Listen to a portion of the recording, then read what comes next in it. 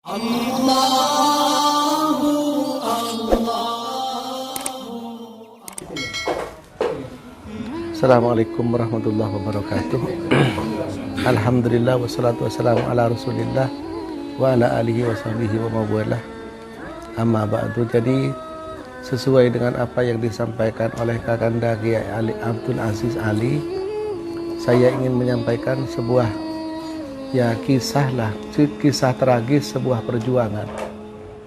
Jadi beliau itu, ayah beliau namanya Kiai Ali Hasan bin Ali Wafa atau bin Abdul Aziz bin Abdul Hamid.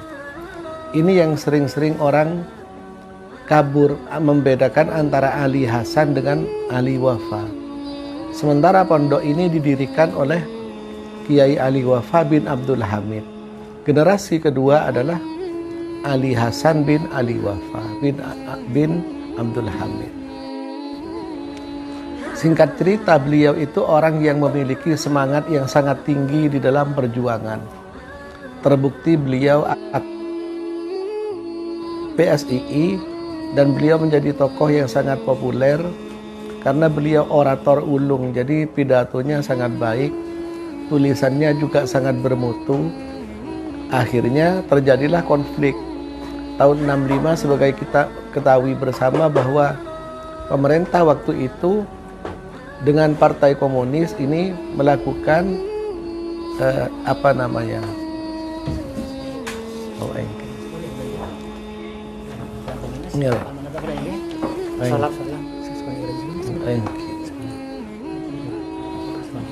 Profiki pun tandikel pun tanda apa nama Profiki ini ya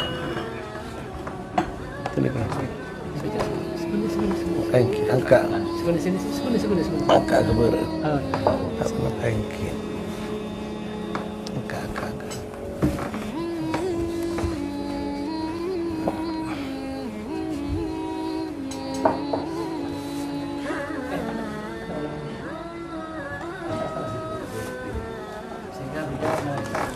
sehingga pemerintah waktu itu di bawah Presiden Soekarno membuat sebuah koalisi besar, di antaranya antara PNI dengan PKI, dan akhirnya dikenal dengan konsep Nasakom. Nah, dalam rangka mempertemukan nasionalis dan komunis serta agama, beliau menawarkan sebuah konsep yang disebut dengan Nasakom. Kiai Ali Hasan ini tidak setuju dengan konsep Nasakom. Kenapa beliau tidak setuju? Karena beliau itu belajar dari sejarah bahwa komunis itu memiliki catatan sejarah kelam selalu berkhianat. Dia khawatir juga bahwa pada suatu saat komunis ketika diajak bersama-sama juga akan berkhianat. Maka beliau menawarkan sebuah konsep di luar Nasakom dalam rangka rekonsiliasi nasional. Dan konsep itu diajukan kepada Presiden Soekarno. Ternyata Presiden Soekarno minta supaya hadir kembali 1 minggu berikutnya dengan membawa konsep yang tertulis. Akhirnya diadakanlah pertemuan para ulama yang diantaranya hadir juga Kiai Musta'in Ramli, yang beliau itu adalah pendiri UNDAR, Universitas Darul Ulum Jombang. Dalam pertemuan itu akhirnya tak saling bertanya siapa kira-kira delegasi yang pas untuk menjadi utusan para ulama menemui Presiden Soekarno untuk membawa sebuah konsep menolak Nasakom tapi memberikan jalan keluar untuk rekonsiliasi. Maka beliau itu selama seminggu dari pertemuan pertama dengan Presiden Soekarno, di mana Presiden Soekarno pada saat itu didampingi oleh DN Aidit, maka dia pegang konsep-konsep itu. Berangkatlah beliau pada tanggal 28 September kalau tidak salah. Berangkatnya dari tempat ini, dari Tempurjo ini, jam 11 malam, tanggal 28. Tanggal 29 beliau masuk di Surabaya. Tanggal 30 mau terbang ke Jakarta. Ternyata karena di Surabaya masih ada pertemuan-pertemuan, Di antara tokoh-tokoh di Surabaya itu ada dari Al-Irsyad namanya Dr. Saleh Bayaksud dan beberapa orang lain. Ternyata beliau itu mau berangkat ke Juanda. Sesampainya di Juanda, beliau itu ditangkap, dihadang oleh Angkatan Udara. Yang menjadi driver, yang menjadi sopir pada saat itu bapak saya, dan Kiai Ali Hasan berada di samping kiri, dan di mobil belakang ada dua orang namanya Hasan dan Hussein. Berangkatlah beliau. Begitu ditangkap, akhirnya bapak saya juga ditangkap. Ternyata tentara yang menghadang ini sudah tahu mana yang namanya Ali Hasan dan yang namanya Ahmad Said. Beliau tidak saling mengenal, tapi tahu tentang rencana keberangkatan beliau ke Jakarta. Begitu ditangkap, keduanya dibergol. Akhirnya dibawalah beliau ke suatu ruangan. Di ruangan itulah hanya berdua, bapak saya dengan Kiai Ali Hasan. Saya tidak tahu detailnya bagaimana, cuma singkat cerita beliau akhirnya bapak saya dibergol dan diseret ke tempat tertutup dan di lehernya ini ditusuk. Sementara Kiai Ali Hasan ditembak 6 kali, yaitu di bagian perut dan bagian paha, dan jatuh tersungkur persis di hadapan bapak saya. Namun bapak saya tidak bisa berbuat apapun karena dalam keadaan terbergol. Nah, ternyata akhirnya bapak saya dimasukkan ke sebuah sel Angkatan Udara, dan itu lama sekali, kurang lebihnya 15 hari. Kiai Ali Hasan langsung mendapatkan pertolongan dari teman-teman di Surabaya, teman-temannya di Surabaya. Dibawalah beliau itu ke Rumah Sakit Darmo. 15 hari berikutnya beliau itu wafat di Rumah Sakit Darmo. Nah, setelah itu bapak saya masih di dalam sel, tidak diketemukan di mana keberadaannya. Lalu dicari oleh para sahabat seperjuangan di Surabaya. Akhirnya diketahui tempatnya. Setelah diketahui, maka laporan kepada Angkatan Darat, dan Angkatan Darat akhirnya mungkin sampai ke Jakarta juga.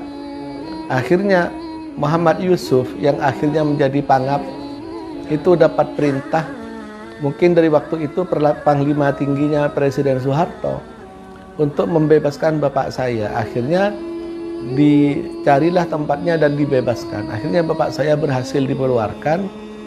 Setelah dikeluarkan, beliau itu bingung cari informasi tentang saudaranya yang namanya Kiai Ali Hasan. Nah, begitu beliau itu dicari, akhirnya ada yang memberitahukan bahwa Kiai Ali Hasan berada di Rumah Sakit Darmo. Tapi begitu beliau itu diberitahu bahwa Kiai Ali Hasan sudah meninggal dunia, beliau dengan dibantu teman-temannya dijemput oleh orang namanya Sumarwi. Nah, Sumarwi inilah juga yang membantu membawa beliau itu pulang ke Tempurjo. Nah, ternyata setibanya di Tempurjo, jenazah Kiai Ali Hasan ini baru nyampe di Tempurjo subuh begitu. Nah, pada saat itu bapak saya datang, jenazah Kiai Ali ini sedang dimandikan. Saya melihat, setelah itu melihat jenazah yang ada dalam pikiran. Tapi bagaimana ibunya? Kenapa? Karena seorang ibu tentu sangat terpukul ketika putranya meninggal dunia dalam keadaan tragis. Jadi bapak saya itu langsung pergi menemui ibundanya. Ternyata begitu bertemu dengan ibundanya, yang bayangannya itu ibundanya sudah lemas, menangis dan sebagainya. Tapi begitu menemui, ternyata almarhumah ibundanya Nyai Solihah ini bukan menangis, tapi beliau bilang, "Alhamdulillah, sabar nak. Alhamdulillah, Ali Hasan sudah menemui keinginannya, sudah menemui cita-citanya." Nah, coba dibayangkan bagaimana perasaan seorang ibu ketika anak terbunuh dengan tragis, tapi beliau dengan tegarnya menjawab, "Alhamdulillah, Ali Hasan sudah menemui cita-citanya. Kenapa beliau menyampaikan begitu? Karena 15 hari sebelumnya Kiai Ali Hasan ini selalu menyampaikan ingin mati dalam perjuangan. Dan ketika beliau mendengar salawat yang biasa sekarang kita dengar, assalatu wassalamu alaik, sebelum azan biasanya, itu beliau langsung bilang, Umi, bagaimana jika orang itu mati tidak mendapatkan syafaat dari Nabi Muhammad SAW? Dan itu disampaikan berkali-kali, kurang lebih 15 hari sebelumnya. Bagaimana jika orang mati dan tidak mendapatkan syafaat dari Nabi Muhammad SAW? Nah, ternyata begitu beliau meninggal, itu sang ibu menyatakan, alhamdulillah, Ali Hasan sudah menemui cita-citanya. Saya rasa ini saja yang bisa saya sampaikan, dan menurut saya ini adalah pengorbanan dari seorang pejuang. Dan bagi saya pribadi, mungkin sosok ibu ini pantas untuk dijadikan bahan kajian, bahan renungan. Kenapa? Bagaimana dia bisa mensupport anak menjadi pejuang, dan ketika beliau meninggal itu tidak pesimis, tetapi tetap dengan percaya diri, bersyukur kepada Allah karena merasakan bahwa anaknya sudah menemui cita-citanya. Karena beliau begitu besarnya obsesinya, sampai-sampai sebelum berangkat beliau itu berpidato di masjid. Katanya salah satu pidatonya begini, ini masyarakat umat ini harus kuat di dalam ekonomi dan harus menguasai daerah, katanya. Kenapa? Ini nanti jalanan ini akan diaspal sampai ke Curah Nongko, harus diaspal untuk menunjukkan rakyat mendapatkan kemakmuran. Jadi obsesinya besar. Padahal jalan ini katanya dulu kalau truk itu memaksakan untuk lewat, kalau mobil kecil enak lewatnya karena sempitnya jalan. Tapi obsesinya sudah jalan ini beraspal sampai ke Curah Nongko. Ternyata sekarang betul sampai ke Curah Nongko sana sudah beraspal betul. Tapi kemakmuran belum dicapai. Tapi beliau itu selalu bilang, kenapa beliau itu punya obsesi seperti itu? Karena kitab yang dibaca salah satunya itu tafsir Fi Dhilalil Quran, tulisan dari Sayyid Qutb. Itu selalu menyampaikan di antaranya bahwa perjuangan itu harus meliputi beberapa aspek. Aspek pendidikan, aspek ekonomi, aspek sosial, dan aspek politik. Iya, terima kasih. Ampun, cukup kali.